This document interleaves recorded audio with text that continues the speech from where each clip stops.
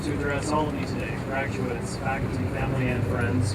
I'm especially pleased to share the afternoon with Sir Peter Cook, a hero of mine, and for as long as SCI-Arc has been in business, the leading impresario for advanced architecture. I spent the summer looking forward to our equivalent of opening for the Rolling Stones. I confront today the reality of following Mick Jagger. I want to single out the families of graduates in particular. SCI-Arc is an exhausting education, one that takes a leap of faith for many parents. My father still pronounces it SCI-Arts. Thank you for your patience and support, and may it someday all seem worth it. In case you thought your sacrifices ended today, however, I have a 5-point plan for your daughters and sons that begins with this simple advice. Burn down your parents' homes tomorrow. It's a quick way to burnish those radical credentials. And if you're discreet, AIG will pay off your loans and fund your first project. Make sure you check that policy first, though, and I'll check to see if I owe Wolf Pricks a royalty on that advice. Actually, the second point I wish someone had made to me 15 years ago when I was sitting in your seats: leave town. Leave now. Go away. Go to other cities, countries, continents. Go away from the easy routines and familiar faces. Go away, perhaps, from architecture. LA was once indisputably the city of the future. Rainer Banham made that clear, and I named my son for him. But we are fighting to stay in contention now, and we will only compete again with many more cosmopolitan young people. So go see how far modernity has gone in the hands of people that didn't view it as reverently as we have, or that have molded for far longer. If Hitoshi Abe and Brendan McFarlane are any indication, your SCI-Arc degree will only get more valuable the further you take it from Los Angeles. Boycott this city until they build you a better airport to welcome you back. So that's 2 pieces of advice: burn down the house and leave. I suggest if you take the first, certainly follow the second as well. I will offer 5 pieces in total: Like Corp's 5 points, or Lars von Trier's 5 obstructions, which is a film you should all see once you've slept off the weekend. My remaining 3 are a bit more subtle. Number 3, look out for each other. I didn't leave.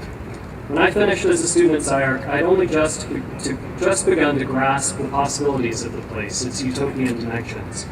I finagled a way to teach here, and at Otis, and at UCLA, and back here. Perhaps even more retrograde, I worked with a bunch of my friends from here in a collective called Hedge. I'd like to think this is why I'm speaking with Sir Peter Cook today, our shared history of early collaborative practice. Hedge was a distant and rather prosaic echo of Archigram, that a dozen of us, all recent grads, started in 1995. Like Graft and Servo, a couple of other amalgamations founded soon after ours, Hedge was a response to uncertain times and prospects, not so unlike your own today. Looking out for each other seemed like a fun, cheap way to get rolling as designers, and a prudent hedge against reality. We entered competitions together, threw parties, taught each other Type 5 detailing, hooked up and broke up with each other in partnerships of various kinds. Over a decade, Hedge launched 5 architecture practices, a clothing and a floral design company, innumerable web and graphic design enterprises, a half-dozen teaching careers, a deanship in Toronto, and a position for one of us master planning biotech lab space for Genentech. Happily, his shares in Genentech now could underwrite the rest of our misadventures completely. These days, I collaborate in my studio, Deacon Day Design, with 3 SCI-Arc grads, 7, 5, and 2 years out of school. Though I loved working with friends at Hedge, I also recommend this more stacked than horizontal approach to choosing your co-conspirators, for reasons I'll get to soon. This next tip has been the toughest for me to follow myself, and this would make 4. Focus. Decide sooner rather than later whether your future lies in the profession or the discipline of architecture. Neither is, of course, an option. SCI-Arc could use more of its graduates, more of its alumni at Pixar. And so is both, but know that blending design and discourse is no longer an innocent or an easy path. In both practice and in academia, most of the best work of the last decade has been highly specialized. Consider life in theory. SCI-Arc will need 1 or 2 of you to explain what the rest of you decide to do. This may not be the most inspiring thought, nor the most typical of SCI-Arc, but my most successful classmates have been the most ruthlessly focused. They took on a specific bounded challenge in design, how to build with shipping containers, how to make tenure at an Ivy League university, how to make furry barns or pedaled canopies, and they threw years of their lives at those goals. Probably the three best practices of my time at SCI-Arc were run by women. Women who measured the odds against their gender as independent practitioners and beat them through tactical savvy and incredibly hard work. I am bifocal at best. I design and write, and I can't really see abandoning either, though I'm mulling Jeff Kipnis' sage advice to the contrary. My resolution to these ambitions has been cartography. I map and diagram everything I come across: ideas, people, spaces, structures, text. I've got a table relating 100 LA practices, a target for art I like, even a chart of thesis outcomes. My wife Nina had said last night that this sounded a little Rain Man. I started a clothing line based on a grid of my wardrobe called Daywear. That I don't recommend. And we did an installation in the SCI-Arc gallery last fall that was really a built diagram, or a complex of interlocking diagrams. It took me a decade or two, but I know my compulsions, and now I try to ride them further and faster. Which leads me to this modest directive for all of you. Own your own revolution. SCI-Arc and its graduates have always punched above their weight. I sometimes worry, though, that we are too much like the promising boxer who hasn't yet made the ring his own. To compound a bad metaphor, but perhaps get closer to my point, SCI-Arc has produced too many lieutenants. Many good lieutenants, certainly some bad lieutenants, but not enough generals. My generation aspired to become the peers of our teachers. I'm hoping yours will eclipse all of us. There's a complacency too common amongst my fellow SCI-Arc alumni that I want to really discourage all of you from. Having been part of something profoundly countercultural here, too many alums, some of them close friends, took that as license to lead well-curated, contemporary lives of foreseeable ambitions. SCI-Arc inculcates a sense of possibility, but also one of self-satisfaction. It was intense, but I survived it. It was outlandish, and so am I. I've noticed that by contrast, a lot of students leave major Eastern schools angry, inspired by their teachers, perhaps, but frustrated with the limitations and the expectations and the crappy weather that bounded their educations. And to quote The Clash, anger can be power if you know that you can use it. Don't let the relief of finishing here translate into diminished expectations for what you make of the rest of your careers. Savor this milestone intensely, but briefly, then set new coordinates and new goals. Work for great people. Seek out the ones that excite and even intimidate you, and offer your skills and enthusiasm while they come cheap.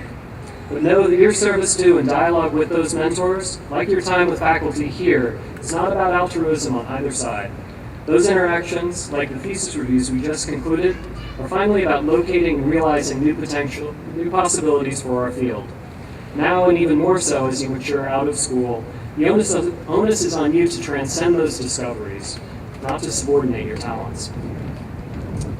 I hope I'm addressing a new Zaha today, but that will only be the case if one of you has both the foresight and the fortitude and the fury to pose a truly original proposition for the future of architecture, and to champion that vision through decades of experimentation, doubt, resolution, and realization. Find a Patrick Schumacher along the way and you might start a movement, not just a globally celebrated studio. But find a way to claim the future, not just reinforce it. You're better positioned than I to call that future, but extrapolation is a mapmaker's game. In the time I've been teaching, I've met students from many countries and backgrounds, but those differences now pale compared with their timing entering our field. I've had to develop completely different lexicons for sorting between my students who came before and after the turn of the millennium. At first blush, the kids who came of age in the years that Al Gore was inventing the internet were categorically more fortunate than the ones that reached maturity in the decade that he didn't invent global warming. But pretty much everybody that followed my time at school, both the pre- and the post-millennials, seemed free of a central misconception that haunts me and my peers. I graduated in the last of the analog dark ages, but also, and I think this is only partly explained by the digital turn, in the last of minimalist and post-minimalist limits in architectural thinking. I see objects in space. objects that signify and multiply, vary and iterate, push and pull, layer and explode, but objects still. A millennial worldview is defined first by an intuition that space is the object. That's the hypothesis of the matrix and the presumption of inception. World and mind are coincident. Digital dreamscapes and dystopian daydreams are no longer escapes from reality, but simply the everyday tableau vivant of digital immersion. As the discussions of this weekend reaffirm, so many of architecture's objects, the representational artifacts of our craft that used to point towards greater scales of realization, are anachronistic to the point of caricature for recent crowds. I liked Inception more than The Matrix, but neither as much as Hurt Locker. Catherine Bigelow made a film in which editing and sound supplant vision, and which forced me to sense rather than imagine the force and space of contemporary warfare, and to enter, maybe more importantly, to enter into the calculations that have led many of your generation and mine to fight wars that I wished had stayed no more than the delusions of another vice president. Yours seems a less charmed, but more wily and more thoughtful cohort. It might be for you to prove that challenging times make for better art. But who knows? The present may already be past. Graduating in 1994, following not just the recession of the late 80s, but also a couple of studies showing a general public indifference to, if not hostility towards our field, we thought that architecture was over. We'd never build, and we'd be lucky to survive by teaching. At least 12 of the last 15 years have made us happy fools, and if pattern holds, the next decade will surprise again. Which brings me to my final point, and if you've been counting, this is a bonus one. Sustain, don't just support SCI-Arc. Of course, all the excellent work you've done here, and all that you do in the future, will add to SCI-Arc's legacy as well as your own. That is the main thing. But many of you will eventually be able to give in what development officers like to call a meaningful way. And you should. I know quite a few of you feel like you'll be giving back to SCI-Arc for quite a while, just paying off your time here. So I won't try to shame you into support. But when you can, give out of self-interest. The value of the diplomas you will soon hold in your hands depends more on the state of the school in 5 or 15 years than its strength today. It's another good point made by Jeff Kipnis, but one I've lived to see the realities of.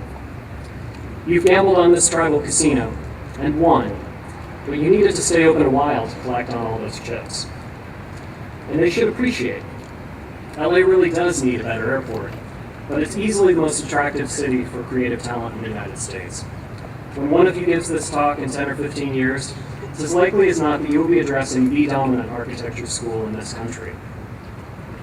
This shouldn't sound like wishful thinking or hyperbole, given both our trajectory of the last decades, and as importantly, the structural and fiscal challenges that confront many major schools that are part of larger universities.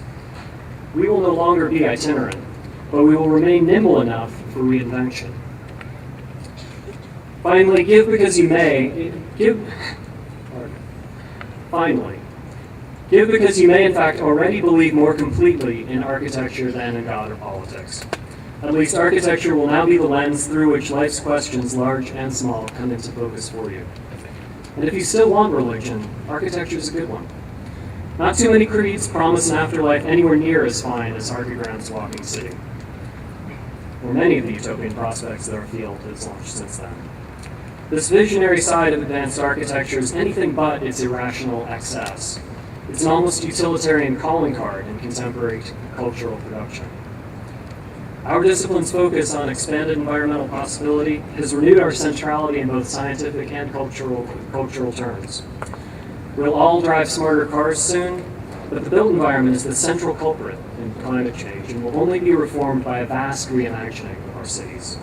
Ours is the only training that provides both the tools and the conceptual framework for thinking in spaces and atmospheres, as well as in form and structure. The polarities of envy between art and architecture have been reversed. In the 70s and 80s, architects made paintings and collages in their paper practices, emulating their peers in fine art. The last 3 referrals I've made for SCI-Arc grads were to artists that need our school, our skills, to realize their spatial ambitions. As a bumper sticker reminded me recently, we in architecture believe in life before death. SCI-Arc lives and dies by your faith in architecture's potential not only to improve lives, but to transform the terms by which we live them. Knock 'em down.